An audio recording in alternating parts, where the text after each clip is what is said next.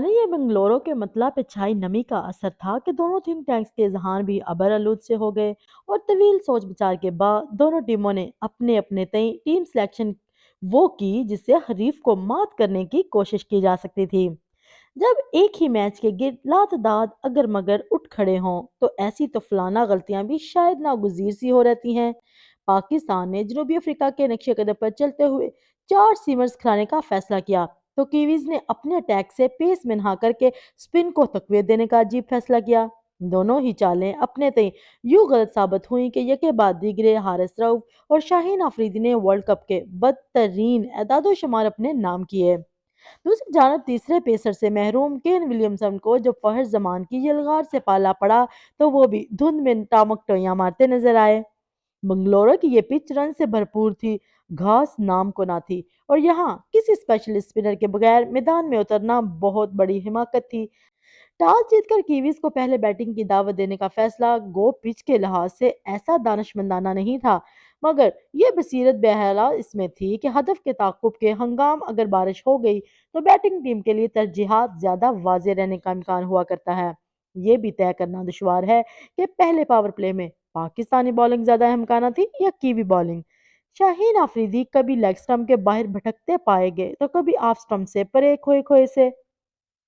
Kiwi batting ने Pakistani bowling की गलतियों का भरपूर फायदा उठाया और रिचर्ड रविंद्रा ने अपने मुख्तसर तरीन कैरियर की तीसरी सेंचुरी दाग डाली।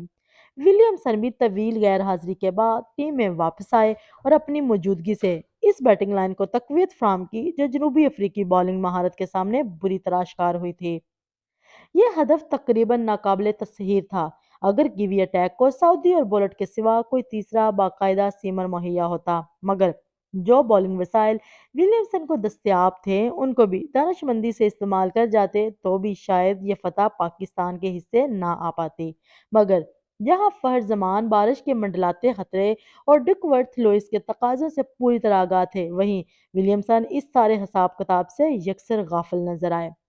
जहां विकेट में बॉलर्स के लिए जरा भी तायद ना थी और ट्रेंट बोल्ट को भी फहर जमान आड़े हाथों ले रहे थे, वहां अगर विलियमसन ग्लेन फिलिप्स को 2 ओवर्स आजमाने के बाद डैरल मिचेल के सुस्त मीडियम पेस क्रिकेटर्स की तरफ रजू करते तो शायद कोई बचत के सबील बन पाती। मगर अपने कम बैक के बाद फहर जमान जिस धुआंधार फॉर्म में है वहां शायद कोई बेहतरीन बॉलर भी इनका रास्ता रोकने को कम पड़ जाता। जिस दुरुस्ती और बरक रफ्तारी से फखर का बल्ला और कदम मुतहरक हुए वहां अगर बारिश ना भी बरसती तो जीत पाकिस्तान ही का मुकद्दर ठहरती। बल्कि एक लिहाज से बारिश पाकिस्तान के लिए नासाजगार ही साबित हुई कि अगर इनिंग्स मुकम्मल हो पाती तो शायद पाकिस्तान के नेट रन रेट में ज्यादा बेहतरी आ जाती और वर्ल्ड कप की तारीख में सबसे बड़े मजमूए के ताकुब का एक नया रिकॉर्ड भी हिस्से में आ जाता। दो मद्देल नजर में पाकिस्तानी शायकीन इस फतह को कुदरत के निज़ाम की कारीगरी से ताबीर कर सकते हैं, मगर दर हकीकत ये फहर जमान की कारीगरी थी जो कीवी अटैक की कम मायगी और विलियमसन जैसे ज़हीन कप्तान की मंसूबा साजी पे यकसर भारी पड़ गई। देखते रहिए क्रिकेट।